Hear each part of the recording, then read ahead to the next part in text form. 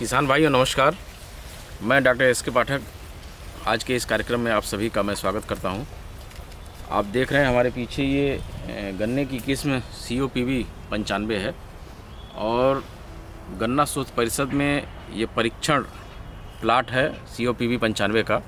यह जानने के लिए कि लाल सड़न रोग के प्रति इस किस्म की रोगरोधिता की क्या स्थिति है उसके बारे में जानने के लिए ये परीक्षण लगाया गया था। तो इसके बारे में इसमें क्या प्रदर्शित हो रहा है इसके बारे में आपको विस्तार से बताएंगे डॉक्टर सुजीत प्रताप सिंह, जो कि पादप रोग वैज्ञानिक है हमारे यहाँ। तो डॉक्टर साहब, इसकी क्या स्थिति है जो ये एक्सपेरिमेंट लगाया गया है COPV 95 का? नमस्कार कृषक भाइयों, जैसा कि विगत अभी वो 11/015 की चर्चा हुई थी, आज मैं बताऊंगा को PB 95 की जो लाल सड़न रोग के प्रति रोग प्रतिरोधक क्षमता है, इसके बारे में किसान भाइयों को मैं आज बताने वाला हूं। ये जो गन्ना किस्म देख रहे हैं ये को PB 95 है और एक इससे पहले मैं किसान भाइयों को इससे भी अवगत कराना चाहूँ कि ये जो गन्ना किस्म है COPV 95, जब ये 2019 और 20 में ऑल इंडिया का परीक्षण चल रहा था, उस समय ये COPV 16211 के नाम से इसका परीक्षण किया गया था। और शुरुआती परीक्षण में ही जब पहला ट्रायल लगाया जाता है ऑल इंडिया के ट्रायल में ही CF08 और CF09 जो कि रेड राट के पैथोटाइप होते हैं, स्ट्रेन होते हैं, इससे टेस्ट करने के बाद ही आगे इसकी स्वीकृति की जाती है। शुरुआती चरण में ही ये CF08 और CF09 जो कि उस समय का मानक रेड राट का पैथोटाइप था जिसको लेके ये परीक्षण किया जाता था। CF08 और CF09 जो कि उस समय 2019-20 में इसकी टेस्टिंग की गई थी COPV 16211 के नाम से, उसी समय ये प्रारंभिक चरण में ही ये वैरायटी लाल सड़न रोग से ग्रसित हो गई और इसके अंदर जो है रोग प्रतिरोधक क्षमता इसके अंदर बिल्कुल विद्यमान नहीं था, जिसकी वजह से ये गन्ना उस समय 2019-20 में ये पूरी तरह से ड्राई हो गया था। उस समय हाईली ससेप्टिबल आ गया था, लेकिन किसान भाइयों की बृहद मांग थी कि इसको दोबारा देखा जाए, क्यों नहीं इसको रिलीज किया जाए। इस वजह से हमारे जो निदेशक सर हैं उनके आदेश के अनुपालन में हम लोगों ने इसको इस साल पादप रोग अनुभाग उत्तर प्रदेश गन्ना शोध परिषद में पुनः परीक्षण किया गया। और CF13 जो कि CF13 ये नया पैथोटाइप है जो कि CO 0238 के से ये ओरिजिन हुआ है।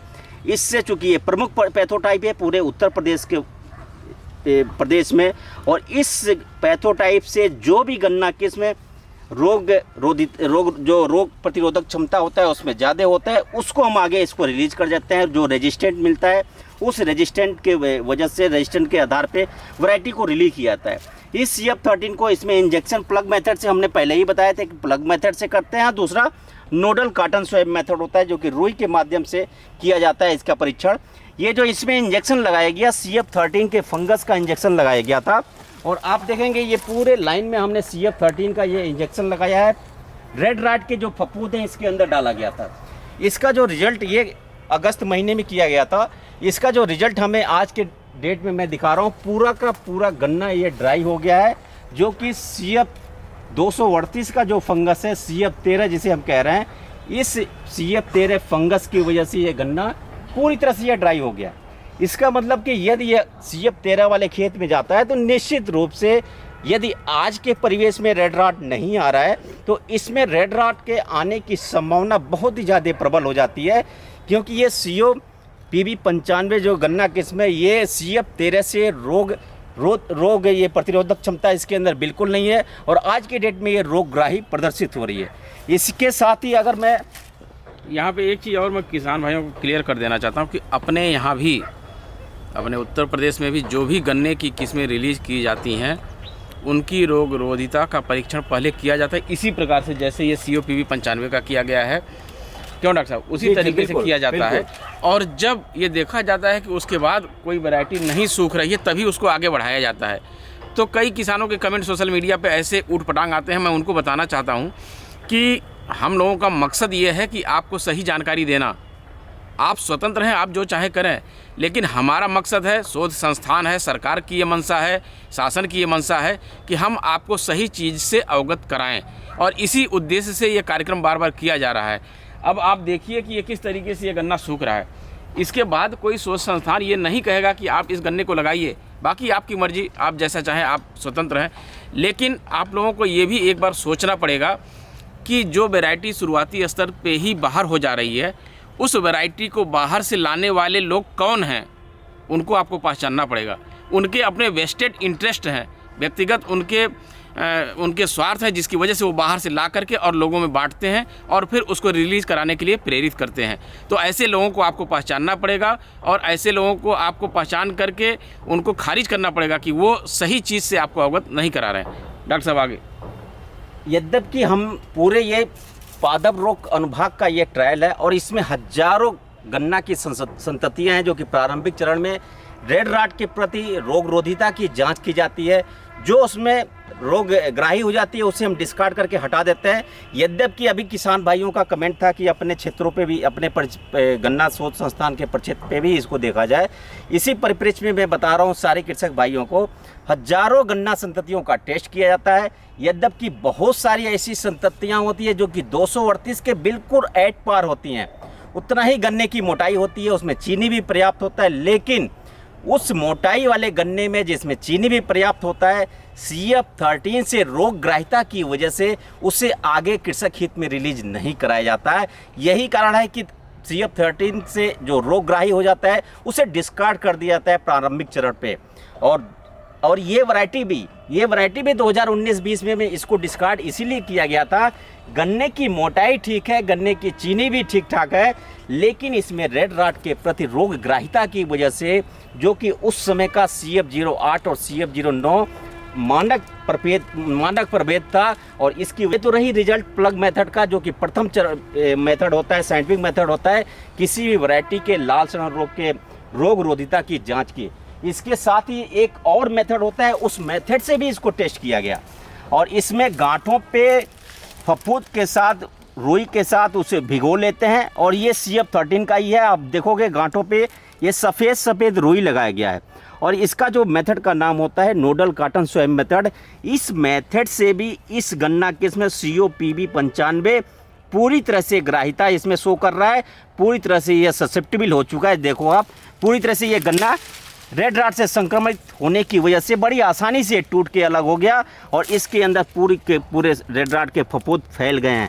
इस तरह से हम CF13 के दोनों जो पद्धतियां हैं, साइंटिफिक मेथड है, प्लग मेथड से भी ये रोगग्राही पाया गया, साथ ही साथ कॉटन स्वैब मेथड से भी ये रोगग्राही पाया गया।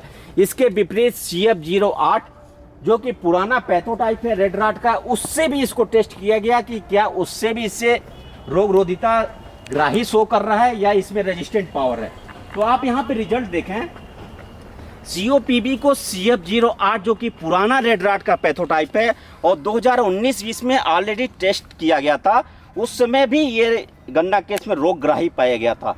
आप देखें इसमें भी हमने इंजेक्शन लगाया, इंजेक्शन लगाने के बाद अगस्त के महीने में लगाया गया और पूरी तरह से ये गन्ना, पूरी तरह से आप देखें इसका टॉप ये सूखा हुआ मिला। इसका मतलब कि जो पुराने पैथोटाइप हैं CF08 जो कि पहले टेस्ट हो चुका है, उस पैथोटाइप से भी ये गन्ना के अंदर रोग प्रतिरोधक क्षमता बिल्कुल नहीं है और जैसे ही इंजेक्शन लग जाने के बाद 15 से 20 दिनों के बाद इसमें ड्राइनेस शुरू हो जाता है, पूरा का पूरा गन्ना सूख जाता है। इसके विपरीत पुनः एक और मेथड से, जो कि मैंने नोडल कॉटन स्वैब मेथड की बात किया, रुई के माध्यम से भी स्पोर को नोडल पॉइंट से भी इसकी रोग प्रतिरोधक क्षमता देखी गई। आप देखें इसमें पूरी तरह से लाल सड़न रोग के ये लक्षण हैं। गन्ना पूरी तरह से ये लाल हो गया है और ये लाल इसलिए हो गया कि इस गन्ना किस्म में रोग प्रतिरोधक क्षमता बिल्कुल नहीं है और पूरी तरह से ये ससेप्टिबल वैरायटी हो जाती है, चाहे वो CF08 रेड राट का पैथोटाइप हो या जो कि करंट CO 238 का पैथोटाइप है CF13। तो इस तरह से दोनों प्रभेदों से, जो कि लाल सड़न रोग का CF13 और CF08, दोनों से ये रोगग्राही साबित हुई है। और इस साल जो परीक्षण हमने पादप रोग अनुभाग उत्तर प्रदेश गन्ना शोध परिषद के अंतर्गत किया गया था। डॉक्टर साहब, तो ये रही बात COPB 95 की, क्योंकि इसके पहले हम लोगों ने 11015 के प्लाट पे आपको दिखाया था और वहाँ पे क्या स्थिति थी वो सब वीडियो के माध्यम से आप लोगों ने देखा। COPB 95 का प्लाट दूसरी जगह था, तो वहाँ पे आज हम लोगों ने इसका वीडियो बना करके आपको दिखाने का प्रयास किया है। हमारा उद्देश्य यही है, संस्थान का यही उद्देश्य है, गन्ना विकास विभाग का ही उद्देश्य है, सरकार की ये मंशा है कि हम किसी भी भयावह स्थिति से आपको जागरूक करें। हमारा ये बिल्कुल मकसद नहीं है। अगर कोई अच्छी वैरायटी है तो हम किसान हित में क्यों नहीं उसको रिलीज करेंगे। हमारा ये उद्देश्य है, संस्थान किसान के लिए है, सरकार किसान के लिए है, गन्ना विकास विभाग किसान के लिए है। तो किसान के हित की अगर कोई चीज़ होगी तो हम क्यों ऐसा नहीं करेंगे। लेकिन जब हम स्वयं अपने आँख के सामने देख रहे हैं कि ये वैरायटी रेड डार्ट से प्रभावित हो रही है, तो ऐसे इसको रिलीज करने के लिए कभी भी शोध संस्थान अपनी संस्तुति नहीं देगा। बहुत बहुत धन्यवाद कार्यक्रम से जुड़ने के लिए। हम इसी तरह आपको जागरूक करते रहेंगे। धन्यवाद।